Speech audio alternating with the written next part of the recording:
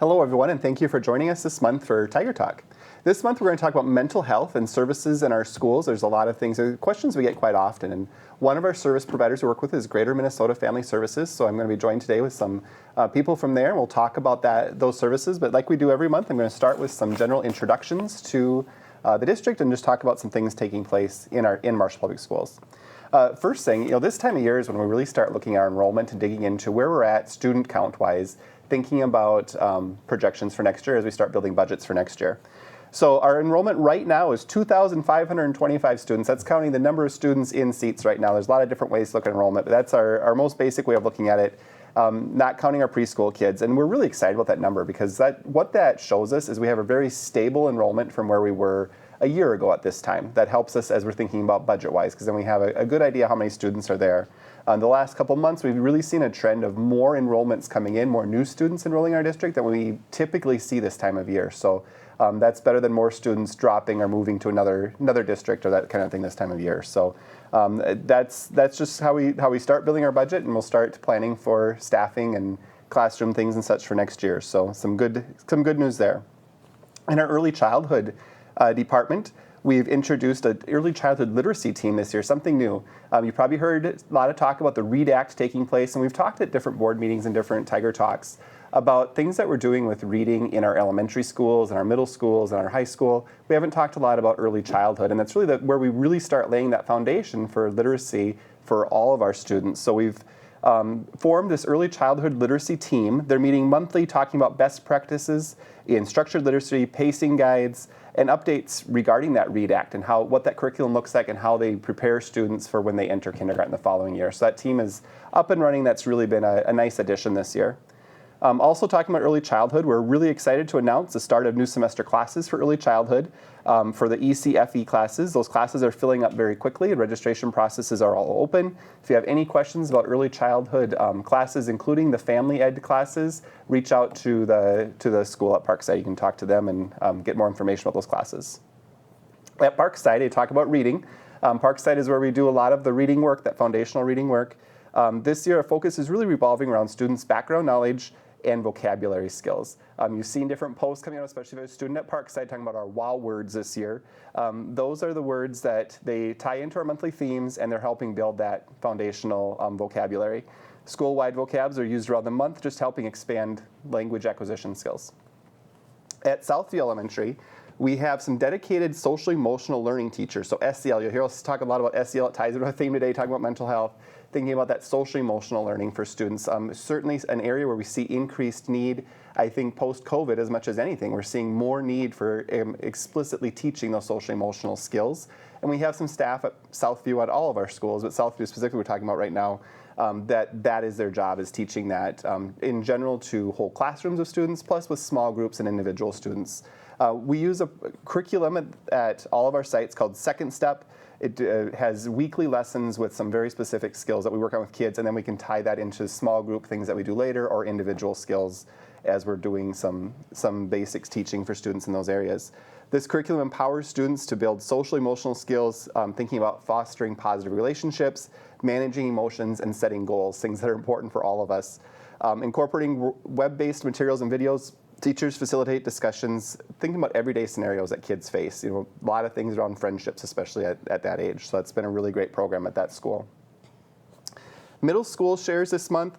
Student Council is really trying to ramp things up and increase some things that they're doing at the middle school. They started coming off winter break with a bake sale they're hosting as a fundraiser for different events. They're also doing a food drive for the local food shelf, and they're organizing some Valograms coming up for Valentine's Day in February. So if you have students at the middle school, watch for more information about those things. Those are always good events at that level. At the high school, it is time to start planning. I talked about budget earlier. We're really starting to think about next year, planning for what's coming up in the 24-25 school year. Registration book, we're finalizing details on that. We have some meetings scheduled with 8th grade students from the middle school and from other schools, the feeder schools in town, thinking about registration for next year. Kids starting to pick what classes they're going to be interested in, and that helps us build the master schedule for next year. So that process is well underway. Also thinking about preparing for the future. For our junior class, something we do every spring is a program. It's called On to College with John Baylor. It's an ACT prep program. All of our juniors will be able to take the ACT test at the school. And this is just a class we run the kids through. During that hour-long lunch, we schedule some time, set some time aside. All the juniors get to take this class, helps prepare them to be successful on the ACT test. So they have some practice with that with their ramp-up teachers. So that is starting soon. The test is scheduled for April 9th, so we got a little time to prepare for that ahead of time. Something else that comes up as a question with high school, with safety and entrances to the school. We recently attended a meeting with members of the Highway 23 Safety Coalition, reviewing traffic patterns and thinking about how that works coming and going out of the high school and how does that work with our students. Talking about student driving behaviors and really just what proposed traffic changes might make sense for that location as we talk about additional expansion out in that area with new development taking place out in that area of town. Talking about the intersection north end of Tiger Drive was a big focus of that conversation. Really good conversation with different stakeholders. And certainly just a reminder to parents as we're talking to students about coming and going from school and those safety pieces. We encourage the students to come in off of Highway 23, so you're making right turns on a Tiger Drive. And then when they're leaving the high school to go out on Highway 19, you make a right turn out into a dedicated lane, so you're not turning into oncoming traffic, just the safest patterns to come and go out of the high school. That's the patterns we continue to encourage students to do and appreciate parent support with that as well. At the Maytech site, so we've talked about the work experience coordinator and all of our work with CTE education. Something really fun that happened recently. Shanda Walker is our work experience coordinator, and she had arranged for some local employers to come visit Maytech students. It's happened in December. They talked about interviewing skills. They talked about job things that would be important for them. And then they came back another day and they actually did like some mock interviews with the students. Really nice program that took place there, where the employers got to talk about their expectations, what they were looking for in an interview, and the kids got to just practice once where it wasn't in front of the actual employer. That was a good opportunity for our students, and we look forward to doing more of that type of thing going forward. Also thinking about our alternative programming. We've talked a lot recently about our new Career and Technical Center and getting that site up and running. That site we finished our first quarter of classes out there. It was so much fun to see kids out there and learning and hands-on engaged in school. Some really great things taking place. In the welding and automotive classes, students are benefiting from those hands-on things, the project-based opportunities. Students are bringing in some of their own projects to work on. The welding class is using scrap metal that we've collected from different places. They're building projects. Automotive students are a lot of things such as engine repairs, brake and suspension work, fixing exhaust leaks. Sometimes it's on their own vehicles they're bringing in where they have these things. That fits in the curriculum. Sometimes we have other vehicles that we bring in and they get to learn on and figure out how to do these things. It's just been a really great program for those students. With the CNA classes out there as well, they finished up their first round, taking their test to become certified and ready to go out and enter the workforce with those students that want to do that piece. So that's been great. Of course, in Marshall, we talk about activities a lot too. We have very successful activity programs. I'm really excited to announce that Coach Marie Sample, the girls cross country coach, was recently awarded the Minnesota Cross Country Coach of the Year award by the U.S. Track and Field Cross Country Coaches Association. That's a mouthful. We commend Coach Sample and her programs for the outstanding achievements. So congratulations, Marie, on your work with that. Boys basketball is doing well. Recently over the holiday break, along with SMSU, we hosted the Boys Basketball Holiday Showcase, brought together 11 area teams to Marshall, and Tigers did really well that weekend, going 2-0. Tigers speech team is having a great season, getting up and going, preparing for upcoming conversations. We have a new coach there, Coach Donna Van Koolen, really getting a lot more students involved, and that team is off to a great start this year as well. As we think about kind of wrapping up announcements, I want to say thank you to Lonnie Mercy. Lonnie Mercy has worked with the district for over 30 years. He's been a custodian at a number of different locations. Most recently, he was our lead custodian at Parkside Elementary, and he has retired over break. So just want to say a shout out to Lonnie and thank you for your work with our district. We certainly appreciate everything you've done, and we're gonna miss having you around the school. That is kind of the announcements I've got. So let's talk about mental health in our schools. Let's start with just introducing. So we got Liza and Erica with me. Why don't you guys first tell us a little bit about yourself and what your role is? Okay. Yeah, my name's Liza Davis. I'm a program coordinator with Greater Minnesota. And I'm Erica Black, also program coordinator. Worked with Greater Minnesota for about 15 years. Yeah. So Greater Minnesota, we're going to talk about that, and certainly we talk about the number of needs we see of students in our districts. We talk about how we can meet that. I think about when Greater Minnesota first joined the district, it was 10, 15 years ago. It's been a long time ago that we've been working together. We started, I believe we had one person on staff that worked kind of for the entire district, and that's really expanded. So we'll talk about that as we go through today. But certainly a great partnership and providing some great services for kids. Let's start off, Liza, with Greater Minnesota Family Services. I mean, people probably hear us say that. What is Greater Minnesota Family Services, and what is your role within Marshall Public Schools? Yeah, so Greater Minnesota is a nonprofit mental health agency. We've been around for just over 30 years.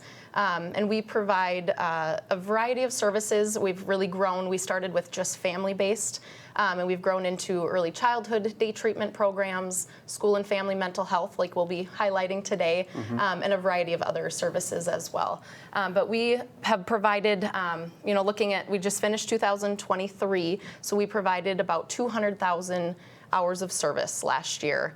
And in the schools, we're in about 90 different school locations.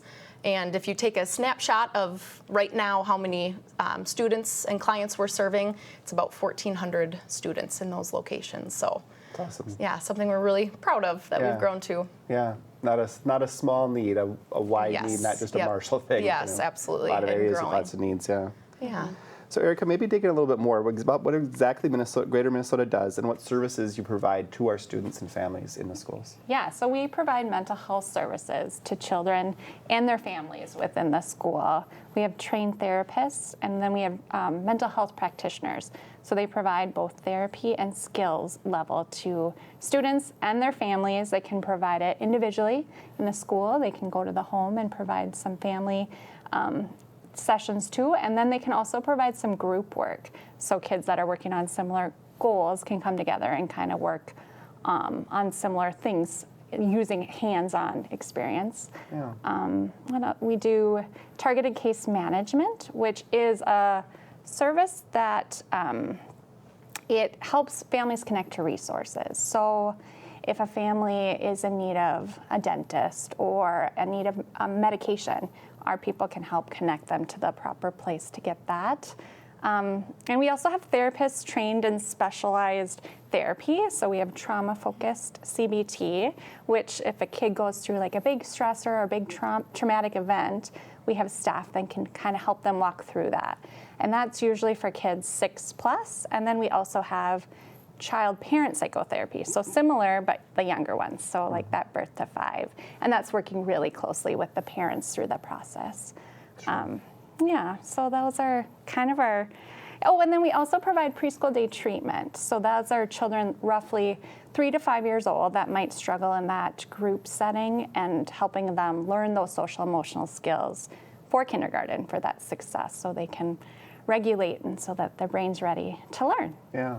So what I'm hearing both of you kind of say, you talk about that, this isn't like a one-size-fit-all, here's the standards that we teach, here you go. Greater Minnesota, it's really kind of thinking about what does this individual child need and what kind of services can we put together to help. Yep. Yeah. And it's kind of that step beyond what the school does. So we have counselors in the school, and then this would be if what our counselors are trained and have time to kind of provide, and we have a lot of students need more than that, that's when we look to another agency and say, okay, we need some additional supports here. Yep, Yeah. absolutely. And we really look at the whole family unit and what does that family need and try to meet them where they're at. So, working with the student typically every week, at least once a week for a session, and then also looking at what the family needs are and trying to do some wraparound services as well. Yeah, so it's a lot that we talk about. So Liza, I think one of the questions we get is how do you do that all during the school day? Well, we don't. Obviously, a lot of parents are working during the school day. So primarily during the school year, we meet with students during the school hours. But a lot of our staff do go in homes after hours or sometimes during the school day. There's flexibility there. But they work with the families, like I said, meeting them where they're at. So some in the home, also in the summer. We do work 12 months of the year. A mental health diagnosis doesn't end at the end of the school year, so our staff do work all through the year, all through the summer, providing services. And so a lot of times in the summer, that will be that in-home or in the community work. So it might look a little different, but still providing services there. And we do, like Erica mentioned, groups. A lot of our staff will do a lot of more group work in the summer. So meeting with a group of kids to work on their goals together and provide that service Yeah, absolutely. in an additional way. So we think as you talk about that, this isn't really part of Marshall Public Schools as a partnership where we share some space, and there's some benefits to families for having this here. Eric, you want to talk a little bit about that? What is the benefit of a school-based program like this? There's lots of benefits. So we collaborate really closely with the staff in the school, the services the kids already receiving. So, if they're on an IEP or if they're seeing the school counselor, we can talk really easily because they're in the same space. So a lot of collaboration. We also, if there's urgent and important needs, our staff have really great relationships with these children. So we might be able to step in and kind of help in those situations. Not always, because a lot of times, they have their set schedule and they're seeing other kiddos. But if they have something that can kind of regulate that kid pretty quickly, they can step in right into those moments, being right there.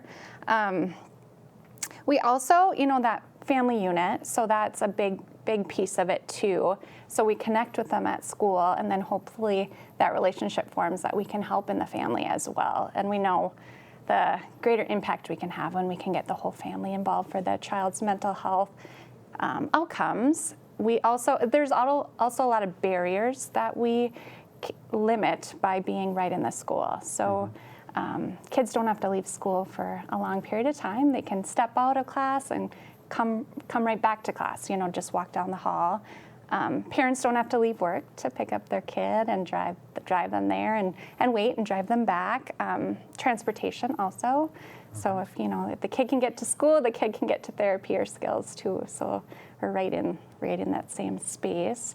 Those are a lot of the benefits. And I think being in the school too, it's there's a mental health stigma. So I think that kind of lessens that too, because they're not having to go wait in an office, and so being right there is part of the school day. Right. So. And then the counselors are in the school, the therapists are in the school. Yeah. The other students perceive that as it's part of the school. They don't realize this is something different. And you're right, that certainly helps eliminate that stigma or that barrier. I think the thing I hear the most often is the piece you talked about with the convenience factor of my student can get this service in a time of day that works for them. And if there's an emergency thing that happens, right? Because we have a number of kids where that happens. Something pops up that we're not planning for, you're right there. So I don't have to call and make an appointment to get my kid in for that. I can, we can just make that connection. Yeah. So a piece of that I think we need to touch base on is this doesn't happen without parents being aware of it. Right. This is, like we talk about you being this separate entity that we're partnering with. So it's certainly, we're still setting it up just like if it was another counselor. Certainly Greater Minnesota is a resource we offer, but there are lots of others in town too. So it ranges kind of like that, which means there's got to be a cost involved, right? Liza, can you talk a little bit about how that works? Yeah, absolutely. We have three main funding sources that we use to pay for services. And the good thing, one thing we're very proud of, is that there's never a cost to the family. No family will ever get a bill for any service. And we're able to do that because we have these different funding sources. So first, we would always bill insurance if possible. We work with the family to get insurance information and bill what we're able to. We also have a school-linked mental health grant through the school. Yep. So that provides if a family has insurance that covers some services but not all, or if a family doesn't have insurance right now, we'll never turn away a referral or a student for not being able to pay. We can use that school-linked grant to pay for those services. And third, another very important too, we partner with schools and local collaboratives, and that partnership has funding that goes to supporting those underinsured or uninsured students and families as well. So we really appreciate those partnerships, and it's something that's needed to be able to say, we can serve any client, any family, and they'll never ever see a bill. So. Right. Yeah. Right. Yeah, we would hate for someone that needs the service, financially can't afford it, and not get the service. So. Yeah. Right. I remember I was part of the conversation when we first talked all those years ago about bringing Greater Minnesota in. It was really about eliminating barriers. Yes. Because how do we, the stigma, especially probably in this part of the state, and just those barriers of getting people there, that's the hardest part about providing that, and this just breaks down so many of those pieces, so more of the kids are getting that they need. We talk about the school district, our mission is preparing students for success, right? Yeah. And this is another way we do that. We have to meet all those needs. If we're going to teach reading and math and science and social studies, we have to make sure the mental health needs are met first. And sometimes it's something that it can be a simple conversation. We work through things, and sometimes kids need a lot more intense things. So this is a nice way to have some services provided to those kids. So certainly appreciate that taking place. So let's talk about staffing a little bit, Erica. Yeah. So if someone walks in a building, they're going to say, I don't recognize these two people. I've probably never seen them in school, because you two aren't the therapist or counselor in Right. schools. So your role is a little different. So talk a little bit about staffing the schools. Yeah, so we roughly have 9 full-time staff at the Marshall Public School, and I wrote down their names, but so we have Rhonda Bursell and Tony Vorvik at Parkside, and then we have Janet Strombeck and Jessica Kruk at Southview, Kimberly Dregstra and Lindsay Borson at middle school, and then Amy Meyer, Melissa Novosted at the high school, and Susan Arvinson at Maytech. And there is a little bit of overlapping. So if there's like a really strong connection with a provider, they might see them at Maytech, or Susan sometimes comes to the middle school and sees clients there. So there is overlapping. And then we do have a few therapists that come in to provide some of that specialized evidence-based things that I talked about previously, that they might do TFCBT at Parkside. And then we do have some support from a few other therapists too that help provide diagnostic assessments and treatment plans. But our nine primarily are at the school all day, every day, providing services. They're able to work together really well too. So when students transitioning from the middle school to the high school, our staff know each other well. They work together to make that a warm handoff, and have it just kind of a continuum of services if the student isn't ready to close at that time. Yeah. And that 9, we should just touch base on that a little bit. Yeah. Excuse me. It wasn't like we said, well, let's do 9 people. That sounds about right. It's really based off of the student need, and that number has changed over the years. Like I say, we started with one person, and it's kind of evolved to this. So it's a couple people basically per site, as you talked about, but it's not like it's stuck there now either. It really depends on where we find the need and how much, because there's limits to how many people they can each work with. I mean, Right. Yeah, if there's a big wait list in a certain area, I know we've talked about it in the past with you guys, of, there's a lot of kids that are needing services. Our staff are full at the moment, and then is there a need for another or not? So we hate wait lists because kids need the services at that moment. Yeah. How many students do you work with right now in Marshall Public Schools? Right now, we are serving 187 students through those 9 providers. Right. So it's really grown from the one staff we started with. And we were looking at numbers from last school year too, the 22-23 school year. And we served about 234 students last school year. So we're right on track right now with meeting and probably exceeding that number of students we were able to serve this year. So right. And throughout the year, we always have kids coming in and going out. Yeah. Kids finish services and maybe just need a check-in, where some kids are like, there might be something extra I need there. So it's really not a flat number either, kind of like the staffing number. It really fluctuates throughout the year. Absolutely. So, Right. Yeah, that's great. So as you think about staffing, that you talk about 9 people. I know we've got a couple people that just came on board, and we've had some positions open. So talk about staffing. Like, everyone struggles to find staff, and we struggle. We haven't filled our positions from last year yet, all of them. So talk about that a little bit. Right. Yeah, there is for sure a workforce shortage, and also, especially in the mental health field too, 95% of people that graduate with a mental health degree work in the metro area, either live or work, whether they're commuting. So that leaves 5% for like rural Minnesota. So there is for surely a workforce shortage. But Marshall Public Schools, I feel those positions have, when we do have an opening, they fill pretty quickly. But not all our positions are like that. But, there has to be certain qualifications also to meet all of our areas. So practitioners, licensure candidates, and therapists. So in rural Minnesota, that might be harder to find. Right. And those 9 people don't all have the same qualifications. No, yes. So we have both counselors and therapists at the school. Right, and that's where that collaboration becomes important, because not everyone can do the diagnostic piece, but everyone can, do the work with the kids. Yeah, absolutely. So individual that's great. And again, it's about meeting student needs. So, yes. Yeah. So, Liza, if someone's watching this and says, you know what, I think maybe my child might need some help. I mean, There's some different ways they should make some contacts probably. But let's just talk a little bit about that. And for students starting services, what does that look like? Yeah, so we start with intake paperwork, so an application for services is always needed, and release of information, those kind of things that our paperwork needs. And then we do have one of our therapists, our local therapists, will do a diagnostic assessment. So that's really important for that relationship building right from the beginning too, because it's either the provider that's going to be providing services or a therapist that's working very closely with our practitioner. So we're building that relationship right from the start, and they do the DA process and then an individual treatment plan, which will lay out the individualized goals for that client. And then we're able to start providing those individual and family sessions. But we do, right when we're starting with that intake paperwork, we're already working with the family, collaborating with school staff or other professionals, and, in touch with the family and supporting them right from the start as well. So. Absolutely. So we think about, you mentioned that, I'm going to say confidentiality.